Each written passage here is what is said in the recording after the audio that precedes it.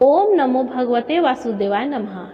मेरे प्यारे भाइयों और बहनों, दोस्तों एवं मित्रों, आप सभी को हमारे भक्ति गाथा 1.7M में हार्दिक स्वागत है।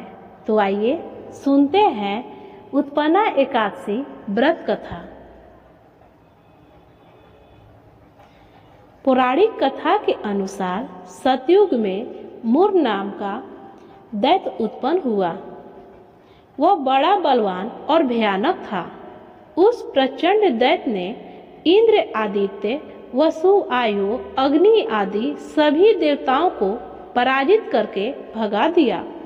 तब इंद्र सहित सभी देवताओं ने भयभीत होकर भगवान शिव से सारा वृतांत कहा और बोले, हे कैलाशपति, मुर दैत्य से भयभीत होकर सब देवता मृत्यु लोक में फिर रहे हैं।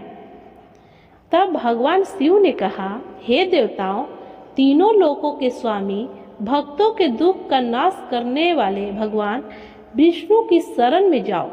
वे ही तुम्हारी दुखों को दूर कर सकते हैं। शिव जी के ऐसे वचन सुनकर सभी देवता क्षीर सागर पहुँचे।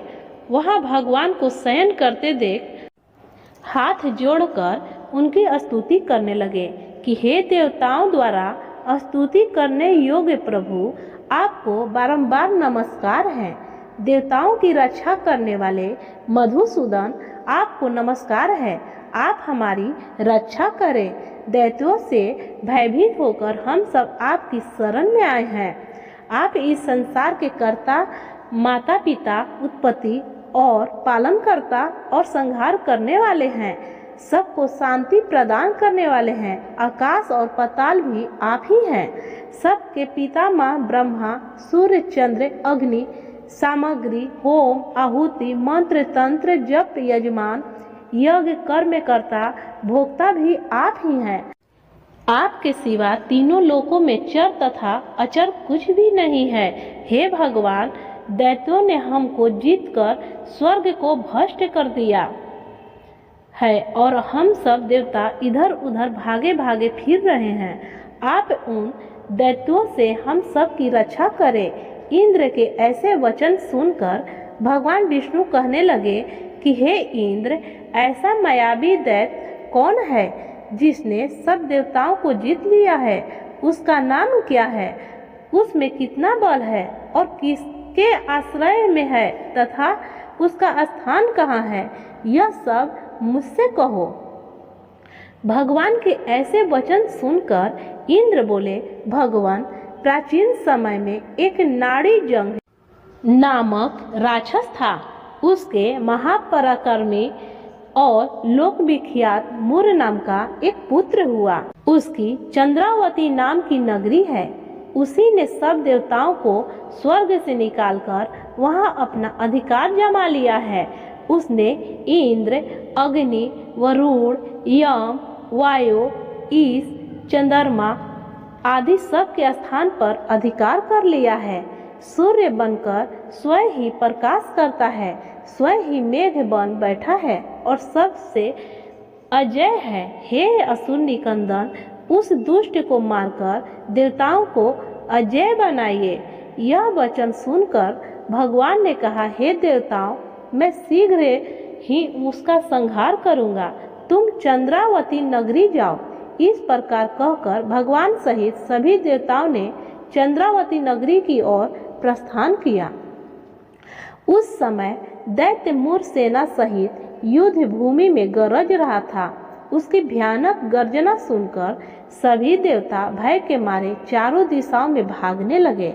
जब स्वयं भगवान रणभूमि में आए तो दैत्य उन पर भी अस्त्र शस्त्र आयुध लेकर दौड़े। भगवान ने उन्हें सर्प के समान अपने बाणों से बिंध डाला।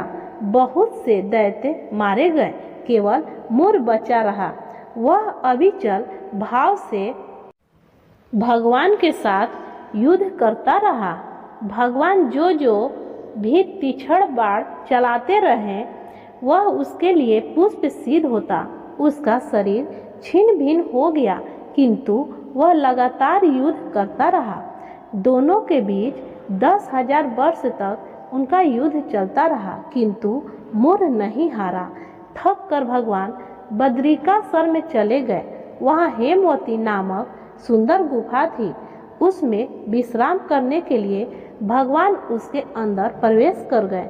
यह गुफा 12 योजन लंबी थी और उसका एक ही द्वार था। विष्णु भगवान वहाँ योग निद्रा की गोद में सो गए। मुर भी पीछे पीछे आ गया और भगवान को सोया देखकर मारने को उद्यत हुआ। तभी भगवान के शरीर से उज्जवल कांतिमय रूप वाली देवी प्रकट हुई। देवी ने राक्षस मुर को ललकारा, युद्ध किया और उसे तत्काल मौत के घाट उतार दिया। श्री हरि जब योग निद्रा की गोद से उठे तो सब बातों को जानकर उस देवी से कहा कि आपका जन्म एकादशी के जन्म हुआ है, अतः आप उत्पन्ना एकादशी के नाम से पूजित होंगे। आपके भक्त वही होंगे जो मेरे भक्त हैं। शुभ मंत्र। ओम नमो भगवते वासुदेवाय। ओम विष्णुवे नमः। श्री कृष्ण गोविंद हरे मुरारे। हे नाथ नारायण वासुदेवाय। ओम नमो नारायण। ओम नारायणाय नमः। ओम श्री ही श्री कमले कमलाय प्रसिद्ध प्रसिद्ध। श्री ही श्री ओम महालक्ष्मी नमः। ओम श्री ही कली श्री सिद्ध लक्ष्मी नमः। इसके अलावा श्री कृष्ण और शिव मंत्रों का भी जाप कर सकते हैं। ओम नमो भगवते वासुदेवाय।